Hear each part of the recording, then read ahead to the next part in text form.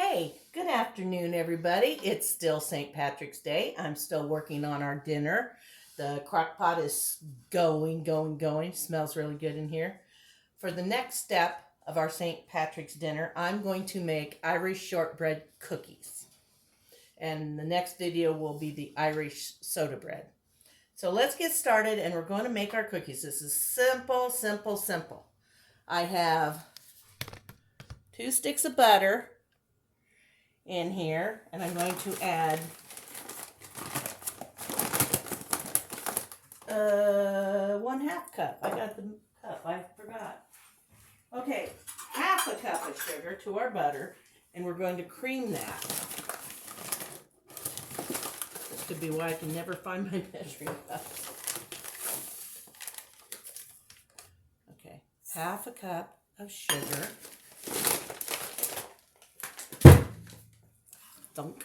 Now we're going to set it down. We're going to turn it on low to begin with. There it goes. Okay, I'm going to pause you now because this will take a couple of minutes. So hang on, I'll be right back. Hey, welcome back. As you can see, we have our butter all whipped and fluffy. So now I have to do away with my mixer. The rest is by hand. And I'll need my wooden spoon. That is actually plastic. Close enough for me. Okay. I'm going to get all my butter down in the bottom before I add my flour and my cornstarch.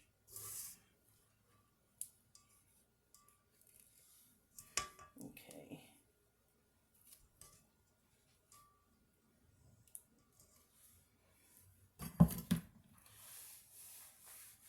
And the only ingredients, it's a 4-ingredient recipe. So all we need now is a cup of cornstarch and 2 cups of flour. So here's my 1 cup measure. Here's my cornstarch. Maybe I should do it over this. So we're not gonna add it to the sugar and flour until I get the cornstarch and the flour mixed together.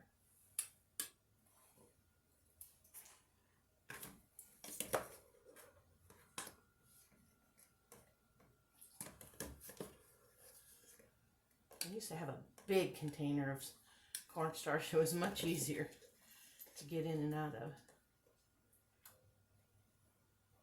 Okay. There's 1 cup as I floated all over me.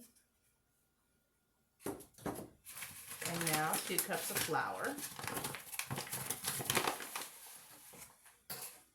And it always helps because your flour kind of settles.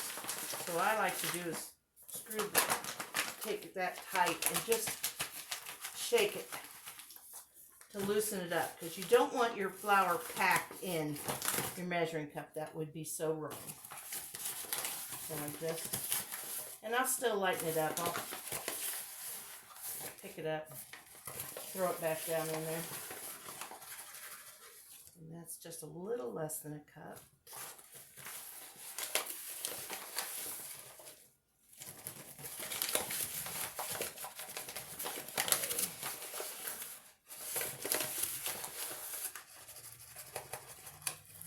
And that's maybe a hair over, so that should even it out. So there we go there. This out of our way. And now I need my whisker. I like to use 2 different ones. Let's see. I have a plastic one that looks like this, and it works real well with some things. I use it in my caramel when I'm making caramel corn.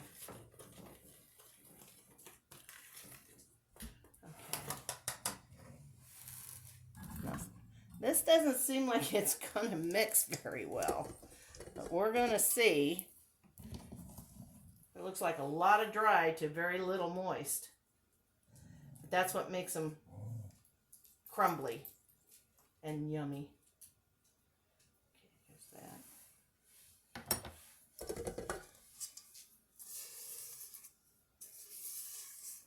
I'm going to add our butter in here.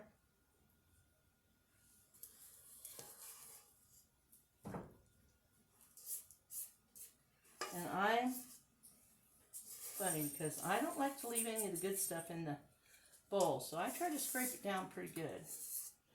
Especially with the price of butter nowadays. Who wants to waste butter, right? Okay.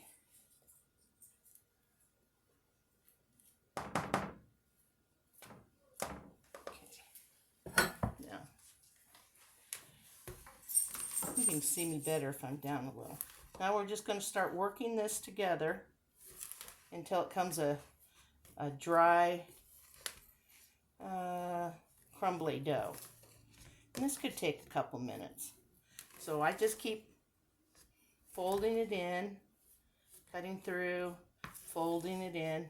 I'll be right back when I get it all together. This is only going to take, looks as fast as it's going, it's only going to take a couple more minutes. So hang in there. I'll be back when we're ready to get it ready to bake. So hold in there. I'll be right back. Hi, I'm back already. This is our dough. And I've been in doing this with my hands like you would if you were making a pie dough and you want to get the butter distributed all through your flour. Okay. Yeah, that's going to be good. See how I can just, and then it crumbles easily. So the next step is I line my pan with non-stick foil, and I'm pretty sure I sprayed it. I did, I think, but I'm going to spritz it just a little bit more. Even though it's non-stick, they recommend that you spritz it. And you overhang the foil here so you can get your shortbread out easily. Boy, it says 8x8 dish, but I'm telling you, I could have been better in a bigger pan. I'll find out. If I don't like the way it turns out this way, I'll make them a little thinner. This seems like these are going to be pretty thick.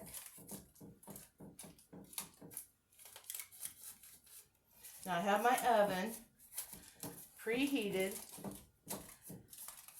to 300 degrees. Let me rinse off my hands real quick.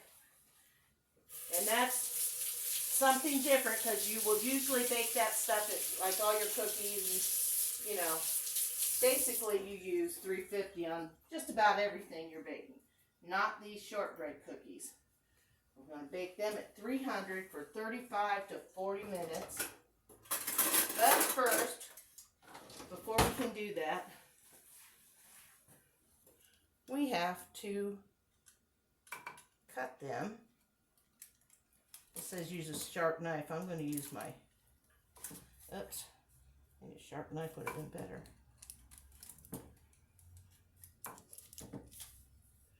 Yeah, I think I'm going to have to switch to the knife. I just don't have this packed hard enough. I don't know how much harder I can get it.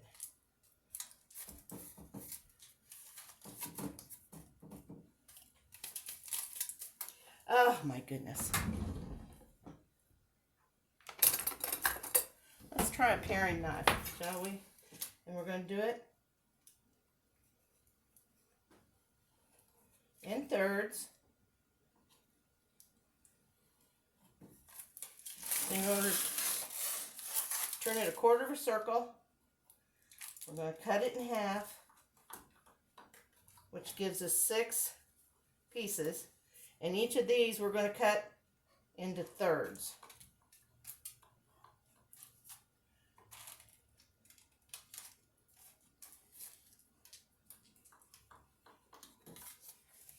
Okay. I hope these turn out. They seem like they're going to be awfully flaky.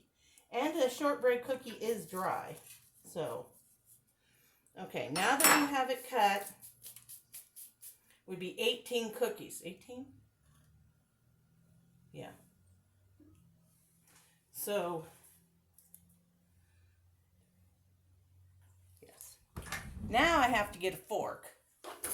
To keep our dough flat, we want to, now see, that's just too dry. I'm not sure this is going to work. We're going to try. Oh gosh, I'm thinking more butter. That was 1 cup of butter.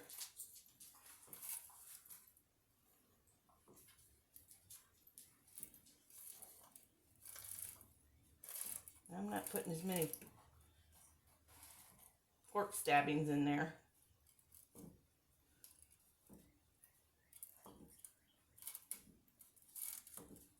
Okay. Normally I would have went down about 3 times that way. But since this is so crumbly, okay. Now, I will be back as soon as these are done and cooled off enough we could give them a test, okay? Hang in there. Won't be long. Hey, welcome back. We have our shortbread cookies ready. They're still a little warm. This is what it looks like. Let's give it a taste.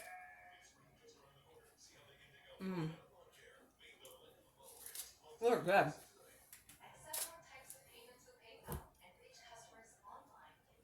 They're a little crumbly. They have great flavor.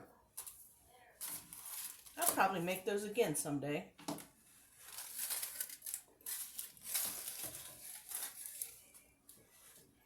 These are a keeper recipe. And that's all we have right now.